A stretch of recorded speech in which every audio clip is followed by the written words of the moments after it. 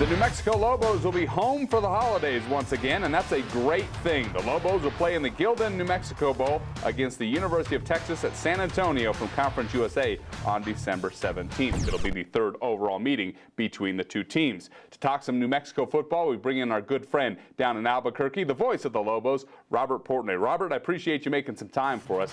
The Lobos had a fantastic finish to the fall, won 6 of their last 7, including a win over the Mountain Division champion Wyoming Cowboys.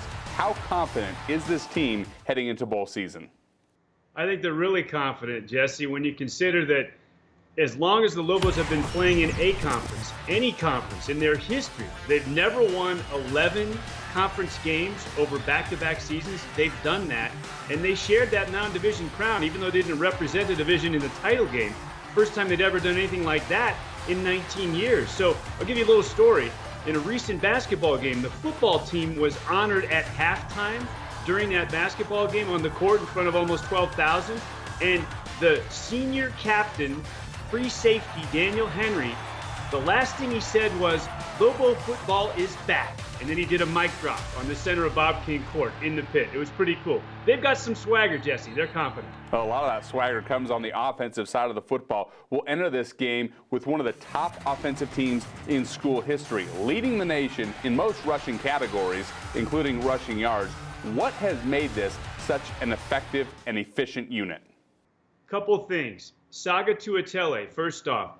The new offensive line coach, what they had to bring in the summer from Cal Poly, they haven't missed a beat. Maybe even have taken it to another level with him manning that offensive line. 3 newcomers, essentially, among the 5 starters. Coach Davey said that no line has picked up their scheme any faster and any better than this year's line. And then the other thing is, you'd expect a run team to be a ball control team. The Lobos are that.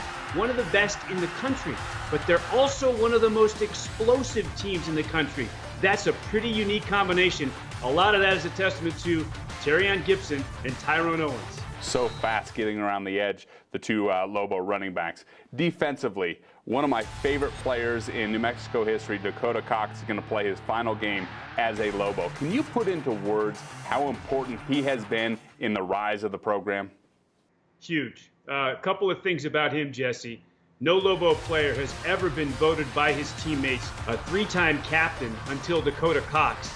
And as far as on-field performance, no Lobo player had ever led the team in tackles 4 years. In the history of the program, Dakota's done that every season since he was a true freshman. He's been huge to the turnaround of Lobo football. One of the great leaders in the Mountain West. There's no question about that. Robert, appreciate your insight, and happy holidays to you and the Lobos.